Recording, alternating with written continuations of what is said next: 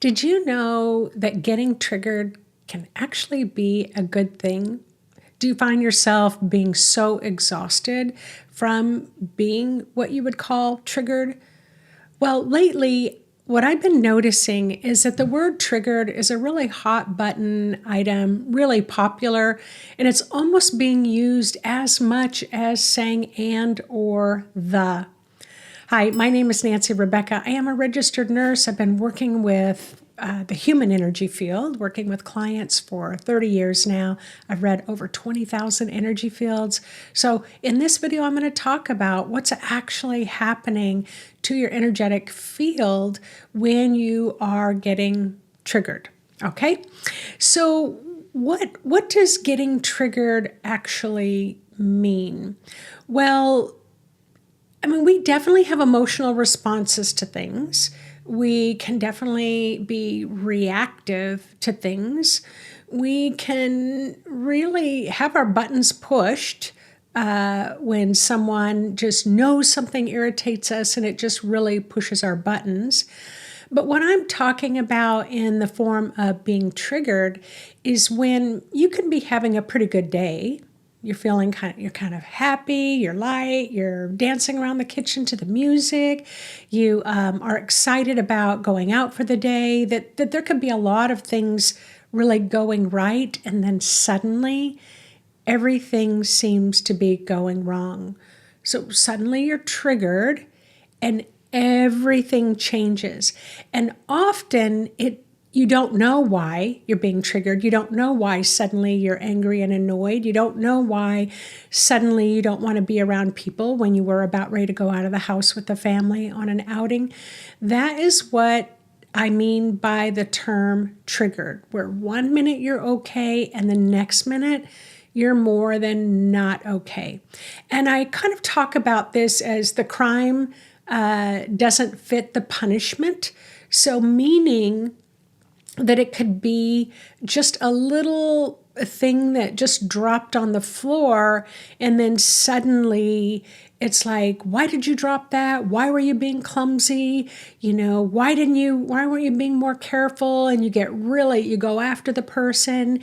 And that's what I'm saying. It's like, that happens, stuff happens. You're human.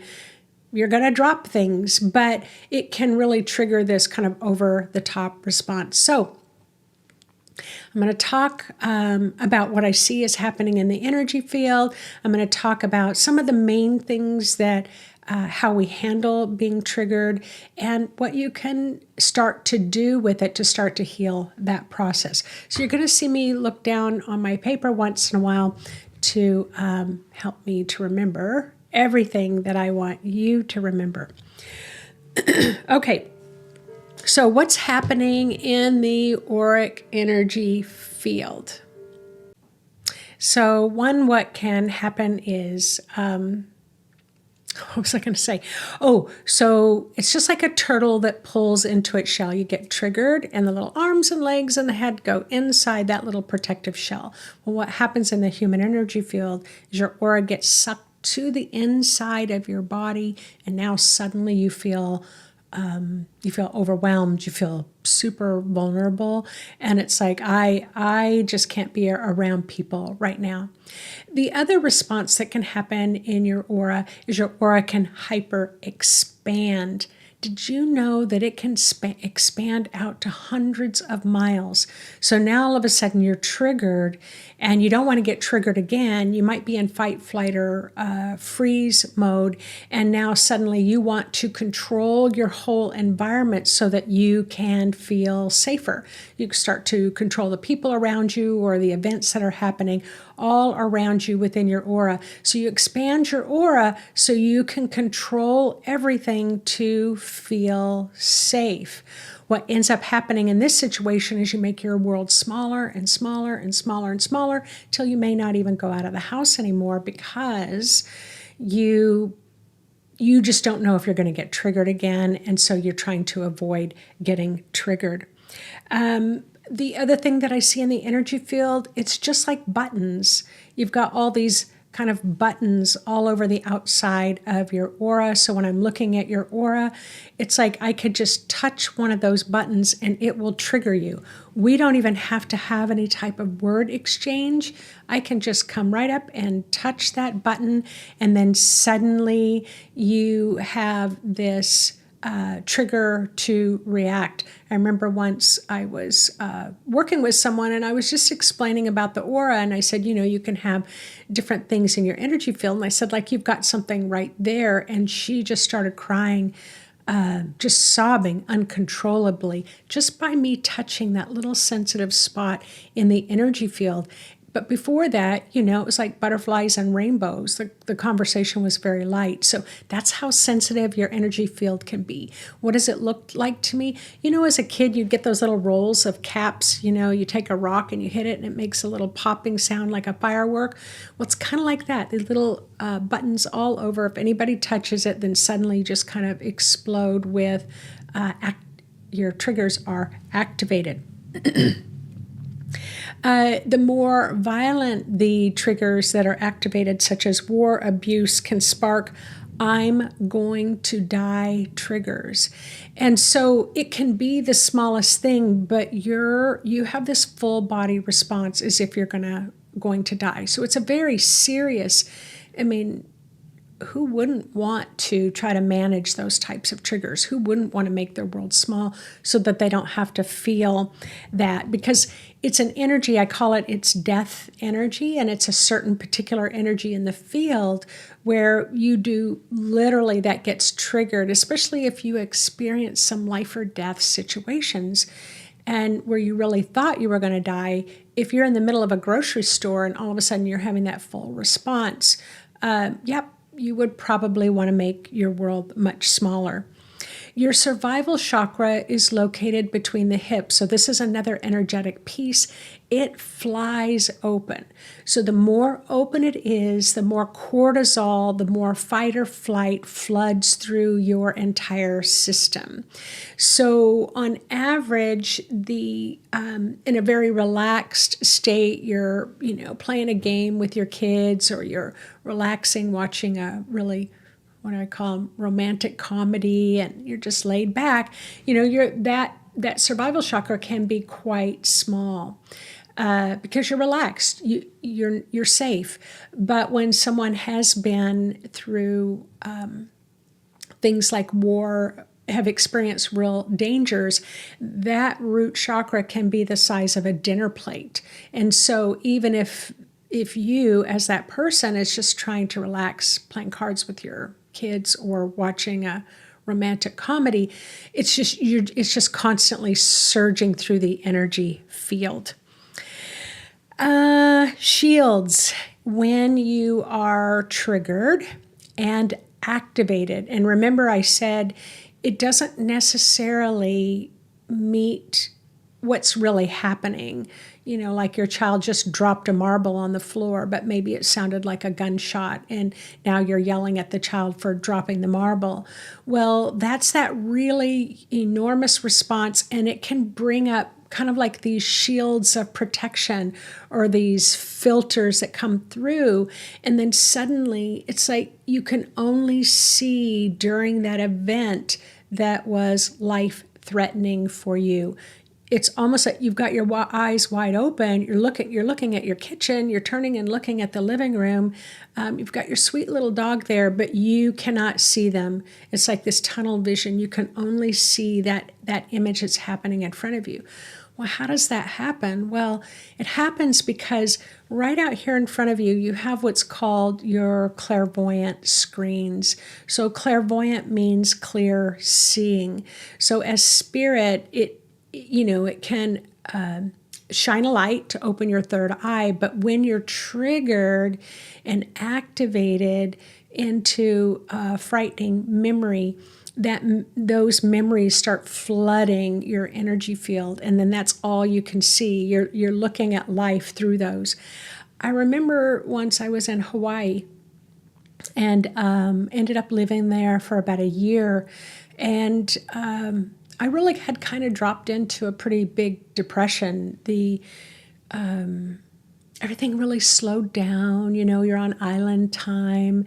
There's beautiful fragrances everywhere. You get to swim in the beautiful oceans and there's dolphins. I mean, it's paradise, right? But I dropped because my life had slowed down so much that I was able to kind of experience some of those deeper energies within me. And I knew that when I was looking at these beautiful Hawaiian flowers, it's almost like I knew they were beautiful, but I felt like I was looking through ugliness. I remember that's how I described it to Yvonne. I'm looking at this flower, but it's like I'm looking at it through ugliness. So what was happening was my whole energy field was full of this kind of heavy, depressive energy. So no matter how beautiful my environment, no matter how beautiful my relationships were, all I could see was through those filters of ugliness. So that can happen when you get triggered as well. And when those shields come up, what happens is you look through them as if everyone is the enemy. No matter how much you love them, you might look at everyone as the abuser. I remember working with a client who had been sexually abused, but the client, it was like we had to work a long time on this because the client could only did not feel safe with their children because they always thought everybody was going to abuse their child. I mean, it could have been their mother or their grandmother or their best friend. Like no one was immune to this person's trauma or getting triggered. And no matter how much they were saying, no, your child's safe around me, this client of mine could not feel safe. So we had to do a lot of dismantling around that. So usually you can only see the images of trauma but not what's actually happening in front of you, which could be your family making dinner together in the kitchen. The age of the events, so triggered, getting triggered, the age of the events can trigger a childhood event. So the trigger is always old. The trigger is always in the past. The trigger is never about what's happening right now in this present moment. And that's the thing that catches most people is they think you did something to trigger me. But it's like, nope, that little trigger button in your aura was there long before I came along or long before your best friend came along. So as spiritual beings who are awakening in consciousness, we do want to awaken to what our triggers are and find ways to help to heal those. So the energy event could be at 3 years old, you experienced a car accident, for example. You're in the car seat, your parents are driving, somebody misses a stop sign, they hit the side where your car seat was. The car gets flipped over. You can hear the screaming of your parents. You can feel the fear, the terror, the loud sounds of the car crashing and tires squealing. And so then after that, now you're an adult and everybody survived it, or maybe you had to have surgery, but then suddenly you hear tires screech to a stop at a stop sign. You're now 50 years old, and you can get that triggered response from when you were 3 years old. And so when I'm working with the energy fields, I teach all of my students how to start dismantling those triggers so that they no longer affect them, how to clear those buttons so that you're not triggered all the time and activated into not feeling very good. So, and life can feel very out of control when you're a child, and you throw a tantrum. Maybe you didn't get your way. Maybe you were told no. Your mom's like, nope, you can't have, that cookie yet. You have to eat your lunch first. It can be really minor things like that. And then here you are 3, you throw this hellacious fit and tantrum, and then mom comes along and picks you up and comforts you and says, okay, fine, you can have the cookie. Then you can grow up as an adult knowing that for you to get love, you you need to throw a fit. You need to get triggered. You need to have these big responses to get someone to console you, and then that would tell you that you're loved. So these triggers can come through in all kinds of ways. Like I said, war is huge triggers. Can get triggered by being told no. The other big thing that I wanted to add is parents. If you are a parent, this is very consistent. This isn't just once in a while. Parents can get triggered by the age of their child. So let's say that something happened to you when you were being born, when your mother delivered you. Maybe there was some difficulties. Maybe there was a medical crisis that happened and there was a lot of activity in the delivery room. When you go to deliver your own child, you're going to have those energetic responses. Why?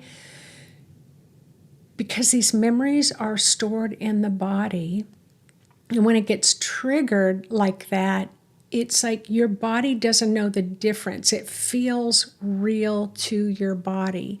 And so you can go back to that moment when you were just minutes old, and that can get fully triggered. And then what can happen is you're going through the birth process, but you're terrified that something's going to happen. You're birthing your child. You're terrified that something's going to happen to your child. Something's going to be wrong, even though the birth went smoothly, but you get these full body reactions. So it's always important to remind yourself of how old you are, remind yourself of where you are in that present moment, and that it's not happening to you. Or let's say that your child is now 11 years old, and then you went through a phase of, sorry, that's my grandfather clock in the background. You went through a phase in school where you really got bullied a lot. And that's not the same circumstances for your child, but now you're really overprotective. You think everybody's waiting for an opportunity to bully your child. Like, you can get really triggered, or your child says, my teacher was mean to me, or the person sitting next to me was mean to me. Triggered means that your reaction does not fit the situation. So it might be that the child sitting next to your child just took the pencil and laughed a little bit and put the pencil back. But now for you, it's like, oh no, you were in an unrelenting way, you were bullying my child. So it's really important for you to learn in each age development of your children. You want to keep reminding yourself, how old you are. That you're 30 years old, you're not 11, because your whole energy field will shift to that age. So I see this often, a lot. So what do most people do? There's 4 things that most people do when it comes to getting triggered. Number 1, one of the most popular, is avoid triggering environments. So it's like, yep, I'll get triggered if I go to where there's too many people. I can't go there. I'm going to get triggered. I'll feel claustrophobic. I can't go to where they're having loud music because I'll get triggered in thinking it was that car accident when I was 3 years old. So again, you'll end up making your world very, very small. So you will avoid triggering environments. Number 2, what most people do is control others around you. You know that every time you leave those cabinet doors open, I get triggered because my dad used to beat me all the time when I left the cabinet doors open, and so that triggers those memories. So I need to make sure that you close those cabinet doors. So remember, I said often a trigger does not fit the situation. It's like, I left a cabinet door open. It's not the end of the world. But what happens is that person goes back to 10 years old when their father gave them a spanking for leaving the cabinet doors open. So for the person being triggered, it's very, very, very real. And for you who's observing the trigger, you're like, this just doesn't make sense. So what needs to happen is that you who's being triggered needs to remind yourself, I'm not 11, I'm 45 years old, I'm not 11, I'm 65 years old. You have to remind yourself and remind your body you're not back in that situation anymore. And often when you're trying to control your environment, you want to make sure everyone around you knows all your buttons so they don't push them. So you don't take full responsibility for your buttons. You want to make sure that everybody else takes responsibility for making sure your buttons don't get pushed. Number 3, you will be drawn to people who are triggered a lot so that you can help to heal them. So it's like, I know what your triggers are. I can comfort you. I can love you, which helps a lot, by the way. It helps soothe those buttons. It buys the person time to heal. And I'm talking about people who can get triggered a lot. You can be drawn to them because you want to try to help and heal them. But the issue is if the individual does not heal their triggers energetically, or through therapy, then you can suddenly become, in their eyes, the abuser or the dangerous one or the enemy. So if any of you have loved someone who has a lot of triggers, you're going to know exactly what I'm talking about, that it's like, wow, all I've ever done is loved you and try to get you help, and now you're projecting all of this onto me. So again, if you happen to be somebody who loves somebody who gets triggered, you want to make sure that they're getting help for that they're not staying stuck in that, because then again, you may end up wearing it. We'll just put it that way. And then number 4 is what I highly, highly recommend as a psychic healer, is that you trigger yourself. You put yourself in situations that are going to help activate a response within your own body, and then you're in meditation, you're grounding yourself, and you're working with it with your own imagination. So when maybe it was like 10, 15 years ago, I lived in a little cabin by the water, and we had a landslide that hit, and I almost got buried alive in the landslide, and the whole cabin almost went in the water. So if you can imagine, you've got, the cabin's going to get pushed in, you're going to be pushed under the water, you're going to drown, you're going to be trapped. So that can be highly triggering, and it was a real event. So what happened after that is every time I heard a truck rumbling, it sounded like the rumbling of the hill crashing down on top, like a truck going down a hill. It sounded like the hill coming down, and I could be frozen. I couldn't respond. I was having this fight, flight, or fear reaction. And so, I made my world really small.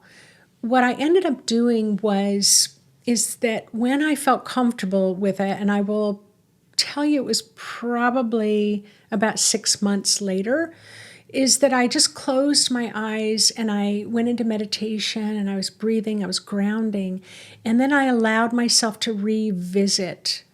Okay, I'm in bed, I'm sleeping, I wake up, I can hear like fabric being ripped. And the whole time I'm clearing and clearing and clearing the energy. Then after I felt better with that, then I went to places where there were a lot of trucks. And then I would just sit in my car and I would close my eyes. I'd hear that sound. So I was creating an environment that would activate that traumatic event. Going back to that cabin, it took me about 6 years, honestly. I couldn't go back there. I mean, it was that big of a trigger. And then I would visit like for 30 minutes, or I would visit that area for an hour, and then I would leave and I would go back and run my energy to help clear it. So that's what I mean by getting it triggered for yourself.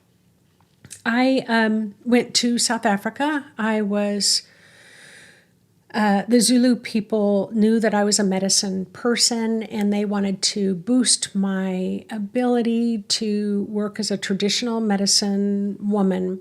But that was going to be like 3 days of drumming and dancing and going into trance dancing and things like that. It's an intense environment. And I remember my teacher said, for a year before I went for the ceremony, said, I want you to meditate and I want you to pretend and imagine you're in that situation and clear the energy, and then pretend and imagine and clear it, pretend and imagine and clear it, because he said it's going to be such an intense environment. You don't want to be processing all of that while you're in the middle of it. It was intense, but I can't even imagine how intense it would have been if I hadn't done that work ahead of time, a year ahead of time. There's another story where it was actually one of my spiritual teachers. And I had been around this spiritual teacher for about 3 years. It was a very comforting environment. I felt safe with this person. And one day I came in and it was like I could feel rage just kind of radiating through the building. And I went, and she was just looking down at the paper, and I could just tell she didn't say hello. She didn't do anything. I remember I went and sat down, and I did think, what's wrong? Did I do something wrong? I mean, how many of you, when somebody gets angry, you think you did something wrong? So finally I got up enough nerve to say, are you doing okay? And she just looked up and she looked at me and she said, I am really angry right now, and I'm allowing my anger to infuse my entire aura, my body, my whole energy field, and I am not going to shut it down so you feel more comfortable. So back off. And I was like, whoa. I backed off, but I have thought about that for years after that. Are you the type of person who gets triggered when you're around somebody who's angry? Or if you feel anger, are you the type of person that feels like you need to shut it down so that other people don't get triggered? So these are the things that we want to look at energetically for sure, to be able to work through these things. When I was teaching meditation to homeless youth, unhoused youth, they had a lot of triggers, a lot. And some of their biggest triggers, I'll tell you, their biggest triggers were how they were addressed, from their name to whether it was he, she, they, they wanted me to get the pronouns right. I mean, it was just so many things that triggered them. But when they started really running their energy and getting that resilience, that strength inside, those external triggers just weren't that big anymore. It's not that the pronouns weren't still as important, but it didn't derail them if someone addressed them by the wrong pronouns. They started building more of an inner strength. And it's like Eckhart Tolle says, you need to grow your inner centeredness, your inner calm. And when you do that, those triggers don't even come to the surface. Oh my gosh, I feel like I'm going on forever, but this is such a great subject. So I'm almost finished. So there was a neuroscientist named Andrew Huberman. So it's Huberman, and I'm spelling that because he has a YouTube channel. And he said that the way to not get triggered is you need to get stronger at managing your inner world. But I'm going to share with you something that he told, and I'm telling you, I'm still kind of like, what? So he said there was a study that was done in the 1970s, highly unethical, highly illegal, but at the time probably not so regulated. But they put these probes through the skull of people's heads, and they put the probes in the different parts of the brain. And they would give this button to the person who was being probed, and they were conscious. And he said it's like they would push this button and they would feel pleasure. They'd push another button and they'd feel really erotic and sexual. Or they'd push this button, it felt very loving. Joy or bliss. Like there were all these different buttons that they could push. And then in the study, it's like the people, when they would push this other button, they'd say, "Wow, I really like that one." And he goes, and then they would just keep pushing that one button over and over and over again. And he goes, "Do you want to know what that button was?" It was anger and frustration. Anger and frustration released more dopamine in the brain than love and bliss and sensuality and all. Can you believe it? It released a bigger surge of dopamine. So even though it was causing them to feel anger and frustration, they kept pushing that button more. So what Andrew Huberman was saying, this neuroscientist, he said, you can get addicted to your triggers. You can get addicted to your triggers. Now, I only listened to him for about his little 6-minute video, so I invite you to go there. But that kind of blew my mind. The other thing that I want to talk about triggers is that you can have parents who were highly triggered, and then you can adopt their triggers. So if they were sexually abused or their parents were alcoholics and things like that, and even though they've done a fantastic job in reining in their own healthy parenting abilities, you can still have those triggers as if you were abused, even though you weren't, or as if your parents were alcoholics and they weren't. So that's a real thing as well. So ultimately, when I asked the original question at the beginning of this video, triggering yourself can be a good thing. Getting triggered is a good thing. Because each time you get triggered, if you can sit down and clear those triggers, identify them for where they belong, not where you're placing them, and you just become more and more conscious and more responsible for clearing them, then each time one of those events happens, it gets less and less and less and less. So in the programs that I teach, I'm not promoting that because it's not the only way, but what I've learned is dismantling. You want to work with someone who can help you to dismantle triggering memories. So we have a technique in our program, it's called de-energizing memories. And so that can help a lot in running your energy. So always remember, I have free meditations through my website, intuitivemind.org. If you like this information, click the subscribe, little bell, so you get notified when another one's released. And share this with others that you think it might find helpful, this information around triggered, reactive responses to the body. All right, everyone, take care. Bye-bye.